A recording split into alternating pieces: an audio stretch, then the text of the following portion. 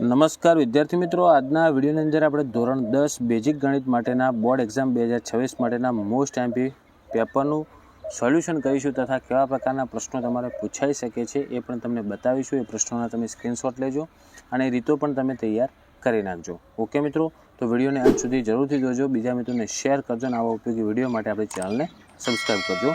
વિભાગ એમાં મિત્રો પહેલાં તમારે 24 ગુણનો હેતુલક્ષી પ્રશ્નો આવશે, જેમાં પહેલાં 6 MCQ આવશે. જેમાં જુઓ પહેલો પ્રશ્ન આપેલ છે કે દ્વિચલ સુરેખ સમીકરણ યુગ્મમાં જો A1 ભાગ્યા A2 બરાબર B1 ભાગ્યા B2 બરાબર C1 ભાગ્યા C2 હોય તો તેનું આલેખાત્મક સ્વરૂપ કેવું થાય? તો એમાં જવાબ આવશે મિત્રો ઓપ્શન સી, સંપાતી રેખાઓ થાય. બીજો પ્રશ્ન છે દ્વિઘાત સમીકરણનો ઉકેલ શોધવાનું દ્વિઘાત સૂત્ર તરીકે ઓળખાતું સૂત્ર ખાલી જગ્યા ગણિતશાસ્ત્રીએ આપ્યું હતું. તો મિત્રો આ પ્રશ્ન ખૂબ જ મોસ્ટ આઈએમપી છે, આ દર વર્ષે પૂછાય છે, એટલે આ તૈયાર કરીને જાજો. આનો જવાબ આવશે મિત્રો શ્રીધર આચાર્ય. પછી ત્રીજો પ્રશ્ન છે કોઈ સમાંતર શ્રેણી માટે A10 બરાબર, મતલબ કે 10મું પદ એટલે શું થાય કે A+9D, એટલે ઓપ્શન સી જવાબ આવશે. ચોથું છે બિંદુ A બીનું ઉગમ બિંદુથી અંતર ખાલી જગ્યા છે, તો ચોથામાં જવાબ આવશે બી ઓપ્શન, કે વર્ગમૂળમાં A² + B². પાંચમું છે sin² 45° બરાબર કેટલા થાય? તો એમાં જવાબ આવશે ઓપ્શન બી, 1/2. છઠ્ઠો કોઈ માહિતી માટે x બાર બરાબર 15 હોય અને z બરાબર 15 હોય તો m બરાબર ખાલી જગ્યા થાય. મિત્રો આ પ્રકારના દાખલા પણ ખાસ પૂછાય છે. તો આમાં સૂત્ર આવે છે મિત્રો કે z બરાબર 3m - 2x બાર. તો આ સૂત્ર તૈયાર રાખી અંદર કિંમત મૂકીને ગણતરી કરજો. રકમ ચેન્જ થઈ શકે પણ આ રીતનો એક દાખલો તો આવે જ છે. તો આ પણ તમે તૈયાર કરીને જજો. છઠ્ઠામાં જવાબ આવશે મિત્રો, આપણે સાદુરૂપ આપશું તો ઓપ્શન સી 15. ઓકે, પછી ખાલી જગ્યાઓ પૂરવાની હતી, જેમાં પહેલું છે જો 3 + વર્ગમૂળમાં 16 એ ખાલી જગ્યા સંખ્યા છે. તો આ પહેલા પાઠના પ્રશ્ન છે. તો આ રીતના પ્રશ્નો પણ પૂછાય છે. તો આ મિત્રો થશે સમય સંખ્યા, કારણ કે 16નું વર્ગમૂળ 4 નીકળે અને 4 અને 3 7 થાય. ઓકે, પછી આઠમું છે દ્વિઘાત બહુપદી ax² + bx + c બરાબર 0 ના શૂન્યો આલ્ફા અને બીટા હોય તો આલ્ફા ગુણ્યા બીટા બરાબર સૂત્ર શું થાય? તો c ભાગ્યા a થાય. તો પહેલો જે ખાલી જગ્યામાં લખેલ છે એ જવાબ આવશે. પછી નવમું છે સમતોલ પાસા પર અંક 4 આવવાની સંભાવના, તો એનો જવાબ થશે મિત્રો 1/6. દસમું જેમ જેમ થીટાનું મૂલ્ય વધે તેમ તેમ સાઇન થીટાનું મૂલ્યમાં શું ફેરફાર થાય? તો દસમામાં જવાબ આવશે વધે.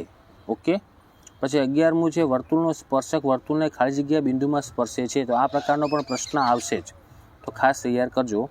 11માં જવાબ આવશે 1. 12મું છે આપેલ આવૃત્તિ વિતરણનો બહુલકીય વર્ગ જણાવવાનો. તો જેની આવૃત્તિ મોટી, તો કે સૌથી મોટી આવૃત્તિ કઈ છે? 16 છે. તો બહુલક વર્ગ શું થાય? તો એનો ઉપરનો વર્ગ જે 30 થી 40 છે એ. ઓકે, તો જવાબ આવશે 30 થી 40. પછી ખરા ખોટા જણાવવાનું છે કે ગુસા 5 15નો ગુસા 10 થાય. તો 13મું વિધાન ખોટું થશે. 14મું આકૃતિમાં કોઈ બહુપદી y બરાબર px નો આલેખ કીધો છે. તો એમાં જવાબ શું આવશે કે શૂન્યોની સંખ્યા 3 છે. તો આ જવાબ આવશે મિત્રો ખરું. ઓકે, કારણ કે શૂન્ય 3 છે. પછી આગળ 15મો દ્વિચલ સુરેખ સમીકરણ માટે, કારણ કે પેલો દ્રષ્ટિહીન વિદ્યાર્થીઓ માટે છે કે દ્વિચલ સુરેખ સમીકરણ માટે A1 ભાગ્યા A2 બરાબર B1 ભાગ્યા B2 સ્થિતિમાં સુરેખ સમીકરણ યુગ સુસંગત છે. તો 15મું ખરું આવશે. 16મું પ્રયોગની તમામ મૂળભૂત પ્રાથમિક ઘટનાઓની સંભાવનાનો સરવાળો 0 થાય. તો આ વિધાન ખોટું આવશે, કારણ કે સરવાળો 1 થાય. ઓકે, હવે આગળ જોઈશું આપણે 17 થી 20 જે એક ગુણમાં જવાબ આપવાનું છે, જેમાં સમાંતર શ્રેણીનું nમું પદ શોધવાનું સૂત્ર લખો. તો જવાબ આવે મિત્રો an બરાબર a + n - 1 ગુણ્યા d. 18મું છે વર્તુળને વધુમાં વધુ કેટલા સમાંતર સ્પર્શક મળે? આ પ્રશ્ન પણ મોસ્ટ આઈએમપી છે, પૂછાતો હોય છે, તો યાદ રાખજો. તો વર્તુળને વધુમાં વધુ 2 સમાંતર સ્પર્શક હોઈ શકે. 19મું સૂર્ય પૂર્વમાં ઉગે તે ઘટનાની સંભાવના કેટલી થાય? તો જવાબ આવશે મિત્રો 1, કારણ કે ચોક્કસ ઘટના છે. તો ચોક્કસ ઘટનાની સંભાવના 1 થાય અને અશક્ય ઘટનાની સંભાવના 0 થાય. 20મો પ્રશ્ન વર્ગ 65 થી 75ની વર્ગ લંબાઈ જણાવો. તો વર્ગ લંબાઈ એટલે મિત્રો બંને વચ્ચેની ગેપ કેટલું છે, અંતર કેટલી છે? તેમાં જવાબ આવશે મિત્રો 10.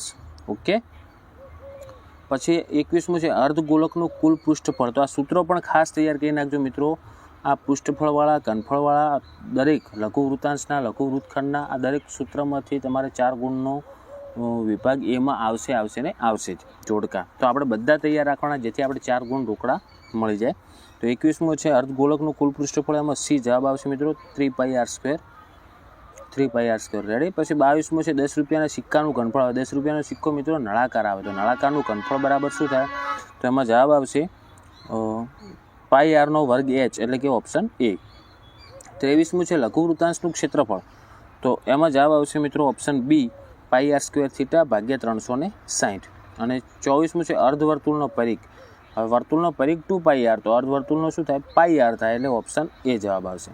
ક્લિયર. હવે વિભાગ બીમાં મિત્રો તમારા ટોટલ 13 પ્રશ્નો આપેલા છે, એમાંથી કોઈ પણ 9 પ્રશ્ન લખવાના છે. જેમાં જુઓ શૂન્ય શોધવાનો દાખલો છે. આ બધા જ પ્રશ્નોનો સ્ક્રીનશોટ લો. પછી જુઓ અંદર કઈ કઈ વસ્તુ શોધવાનું પૂછાય છે, તો એ રીત શીખવાની છે આપણે. રકમ સેમ તમારે ક્યારે આવશે નહીં. જો તમને રીત આવડતી છે તમારે એક પણ દાખલામાં ગુણ કપાશે નહીં. ઓકે. આ તમને દ્વિઘાત બહુપદી હોય 6x² - 3 - 7x આપેલ છે, એની જગ્યાએ 6x² + 3 ને +7x આપેલું હોય, તો જવાબ અલગ અલગ હોઈ શકે. એટલે એટલા માટે તમારે રીત તૈયાર કરવાની છે. મેન આપણે રીત શું તૈયાર કરવાની કે શૂન્ય શોધવાની. ઓકે. પછી તમને શૂન્યનો ગુણાકાર સરવાળો આપેલો હોય અને એ ઉપરથી તમને દ્વિઘાત બહુપદી મેળવવાની કે એ રીત તૈયાર કરી નાખવાની. તો આ ટોટલ 25 થી 34 પ્રશ્નોનો સ્ક્રીનશોટ લઈ લો. પછી આગળ જુઓ 35, 36 અને 37નો પણ સ્ક્રીનશોટ લઈ લેજો. પછી વિભાગ સી આવશે, જેમાં તમારે ટોટલ 9 પ્રશ્નોમાંથી કોઈ પણ 6 લખવાના છે. જેમાં જુઓ પહેલાં મિત્રો આદેશની રીત ને લોપની રીત 100% મિત્રો આવશે. જો તમને ના આવડતી હોય, તમારે શીખવું હોય, તો ડિસ્ક્રિપ્શનમાં લિંક મૂકી દઈશ, એ વિડીયો તમે જોઈ નાખજો. બંને રીતો આપણે ઇઝી મેથડથી શીખવેલી છે. ઓકે. તો એ તમારે 6 ગુણ રોકડા થઈ જશે. પછી સમાંતર શ્રેણીનો દાખલો છે, તો આ રીતના તમે પ્રશ્નોનો સ્ક્રીનશોટ લઈ લો 43 સુધી. પછી 44 થી લઈ અને 46 પ્રશ્નોનો સ્ક્રીનશોટ લઈ લો. જેમાં જુઓ મિત્રો આંકડાશાસ્ત્રનો છે, સંભાવનાનો દાખલા છે. આ બધા જ દાખલા મિત્રો મેં એકદમ ઇઝી મેથડથી શીખવાડેલા છે. પાછા તમારે આ રીત શીખવી હોય તો હું બધા જ ચેપ્ટરને જુઓ, આંકડાશાસ્ત્ર, સંભાવના, સમાંતર શ્રેણી તથા લોપની રીત, આદેશની રીત અને પ્રમેય, આ બધી જ વસ્તુ હું ડિસ્ક્રિપ્શનમાં લિંક નીચે મૂકી દઈશ, તમારે એકવાર જોઈ નાખજો. પછી વિભાગ ડી, જેમાં તમારે જો પહેલો જ પ્રમેય આપેલ છે, સમપ્રમાણતાનો મૂળભૂત પ્રમેય, એકદમ ઇઝી મેથડથી મેં શીખવેલો છે, એ પણ લિંક તમને નીચે મળી જશે. અને આગળ પછી ત્રિકોણનો એનો અથવામાં પ્રશ્ન છે. તમને અથવાવાળા જે ના આવડતો હોય એ નહીં લખવાના, જે આપણે આવડે છે એ પહેલાં લખવાના. ઓકે. અને 49 થી 51 પ્રશ્નોનો સ્ક્રીનશોટ લઈ લો. પછી 52 થી લઈ અને 54 પ્રશ્નોનો સ્ક્રીનશોટ લઈ લો. જેમાં જુઓ મધ્યસ્થ લંબાઈ શોધવાનો મધ્યસ્થ, પછી 52 પત્તાવાળો સંભાવનાનો દાખલો છે અને 54માં પણ સંભાવનાનો દાખલો છે. તો આ દરેક પ્રશ્નનો સ્ક્રીનશોટ લઈ પ્રશ્નોની રીતો ખાસ તૈયાર કરજો. ઓકે મિત્રો. તો આશા રાખું છું કે વિડીયો તમને ઉપયોગી બન્યો છે. તો વિડીયોને લાઇક કરો, બીજા મિત્રોને શેર કરો અને આવા ઉપયોગી વિડીયો માટે આપણી ચેનલને સબસ્ક્રાઈબ કરજો. ઓકે. જેટલા પણ વિદ્યાર્થીઓને બેસિક ગણિતનું પેપર છે, દરેક વિદ્યાર્થીઓને એક્ઝામ માટે મારા વતી બેસ્ટ ઓફ લક. હવે મળીશું મિત્રો આપણે નેક્સ્ટ વિડીયોમાં. Thank you so much for watching my videos. Thank you so much.